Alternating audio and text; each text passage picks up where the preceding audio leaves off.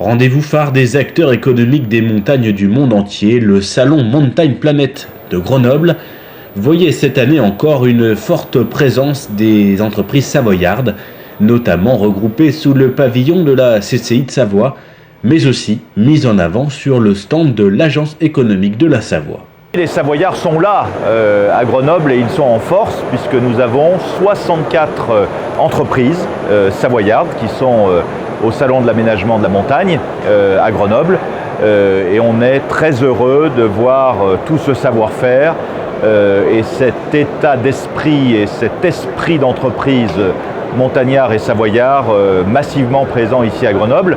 Donc il y a le stand de la Chambre de commerce et d'industrie où il y a toutes ces entreprises et ici nous sommes sur le stand de l'Agence économique de la Savoie que le département a créé il y a une trentaine d'années pour promouvoir l'attractivité de la Savoie, créer des emplois et répartir sur l'ensemble du département les zones d'activité de façon à répartir la création d'emplois et de richesses. Donc c'est un beau travail qu'il faut poursuivre parce qu'il faut garder chez nous les centres de décision économique et c'est un combat qu'il faut mener sans relâche pour pouvoir continuer à vivre et travailler au pays.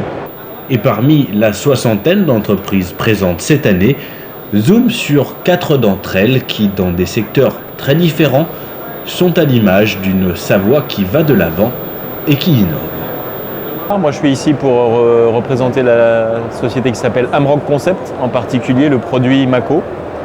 Le produit Mako qui est un abri un petit peu tout-terrain, multi-usage, en tout cas c'est comme ça qu'il est défini. Donc les premières versions de cet abri étaient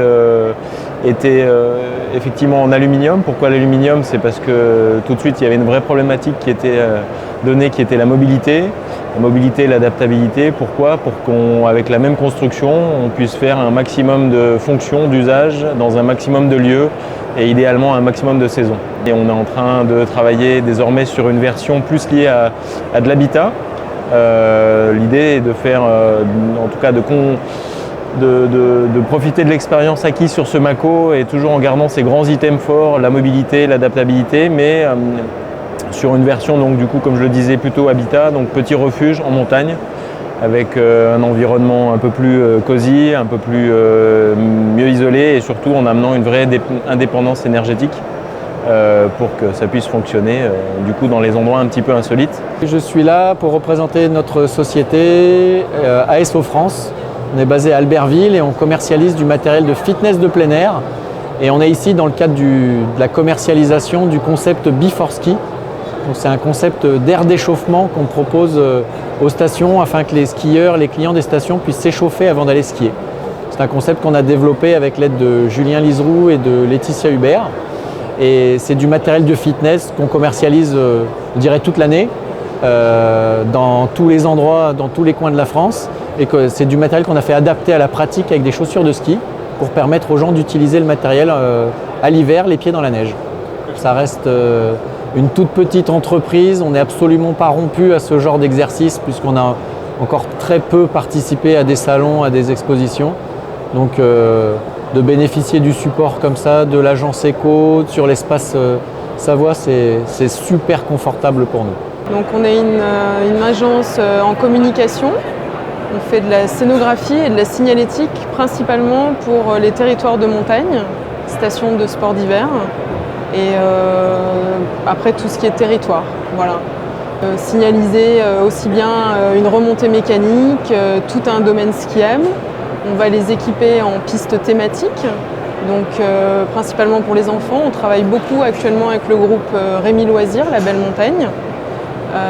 Et puis après sur plein d'autres projets comme les sentiers piétons, ce genre de choses. Des clients qui sont très favorables à la proximité.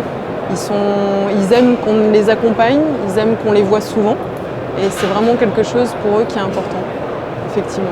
On est dans l'innovation touristique avec des nouveaux services et des nouveaux produits, notamment ces vélos hydrogène qui sont des vélos électriques. Donc un vélo avec un moteur, mais l'énergie n'est pas stockée dans des batteries, mais elle est stockée sous forme d'hydrogène dans un réservoir.